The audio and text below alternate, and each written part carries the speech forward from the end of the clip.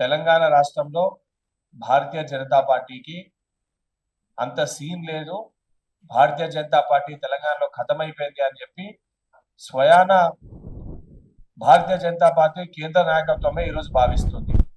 దానికి నిలువెత్తు ఉదాహరణ నిదర్శనము వాళ్ళ కేంద్ర కమిటీలో తెలంగాణ రాష్ట్రంకి వెళ్ళి ఏ ఒక్కరు కూడా ప్రాధాన్యత ఇవ్వకపోవడం. గతంలో ఉపాధ్యక్షులుగా ఉన్న డికే అరుణ గారిని కూడా వారు పదవిలోకి తొలగించారు. ఓబీసీ మోర్చా అధ్యక్షులుగా ఉన్న లక్ష్మణ్ గారిని వారు పదవిలోకి తొలగించారు. పక్క రాష్ట్రంలో ఉన్న ఆంధ్రప్రదేశ్ లో పురంధేశ్వరి గారితో ఆ పోస్ట్ ని భర్తీ చేసిండ్రు. ఇక్కడ కనీసము 8 మంది ఎమ్మెల్యేలు, 8 మంది ఎంపీలు ఉన్నారు. తెలంగాణ రాష్ట్రానికి ఇంత పెద్ద తెస్తాము, అంత పెద్దగా తీసుకొని వస్తాం, ఇన్ని నిధులు తెస్తామని చెప్పి చెప్తే పార్లమెంట్ లో మీ యొక్క నోట్లకెళ్ళి ఏ ఒక్క మాట లేదు. తెలంగాణ రాష్ట్రం కోసము మీరు తెచ్చిందేమీ లేదు. కనీసం మీరు తెచ్చగలగా సమర్థత మీలో ఉందా అంటే అసమర్థులని చెప్పి మొన్న జరిగిన పార్లమెంట్ సమావేశాల ద్వారా చాలా క్లియర్ కట్ గా అర్థమైపోయింది. తెలంగాణ రాష్ట్ర ఎంపీలు అసమర్థులు, తెలంగాణ రాష్ట్రానికి ఏమీ తీసుకురాలేమని చెప్పి. ఆ ఎంపీలల్లా నిజామాబాద్ సంబంధించిన ఒక గుండు ఉన్నాడు.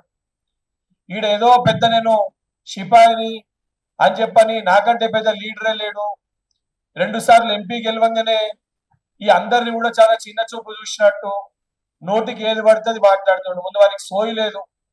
నిజామాబాద్ నగరానికి లేదా నిజామాబాద్ పార్లమెంట్ కి కేంద్రానికి నిధులు తీసుకొచ్చే సోయి లేదు. కానీ ఈరోజు మీ పార్టీలో స్వయంగా మిమ్మల్ని పార్టీ సభ్యులుగా చేర్చుకునే ఒక పరిస్థితి మీకు లేదు. కనీసం రామచంద్రరావు గారు తెలంగాణ రాష్ట్రానికి వెళ్ళి ఒక్కరిని కేంద్రంలో ఈరోజు తెలంగాణ రాష్ట్రం రిప్రజెంటేషన్ మీరు పెట్టే సోయి లేదు. ఈ రోజు బీసీలకు అన్యాయం చేసే విధంగా భారతీయ జనతా పార్టీ లక్ష్మణ్ గారిని తొలగించారు. గతంలో బండి సంజయ్ బీజేపీ పార్టీ రాష్ట్ర అధ్యక్షుడు ఉన్న ఆయనని రాష్ట్ర అధ్యక్షుల పదవిలోకి తొలగించారు. బీసీల పట్ల మీకు చిత్తశుద్ధి లేదు. ఈ రోజు కేవలము అగ్ర కులంలో కూడా అందులో ఒకటే ఒక కులం ప్రాధాన్యత ఇచ్చే విధంగా భారతీయ జనతా పార్టీ పనిచేస్తుంది.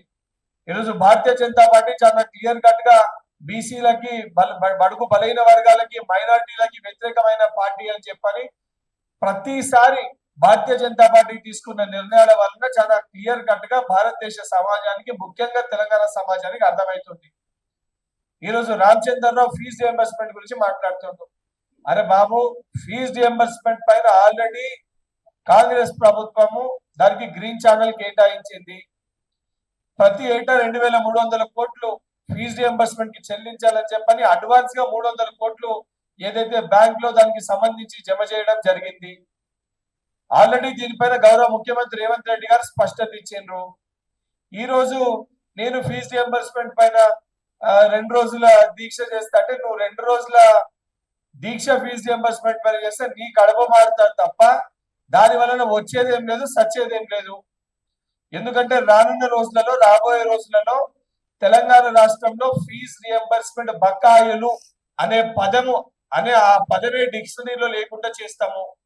ఎప్పటికప్పుడు గ్రీన్ ఛానల్ పెట్టి ఈ బకాయిలన్నీ కూడా స్వయంగా ఫీజు రియంబర్స్మెంట్ విద్యార్థుల ఖాతాల్లో చెల్లించే విధంగా ఆల్రెడీ ప్రభుత్వం పనిచేస్తుంది.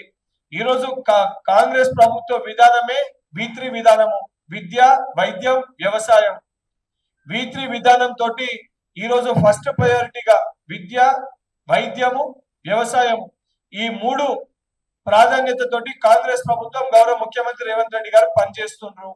Subscribe us and press the bell icon for more interesting updates.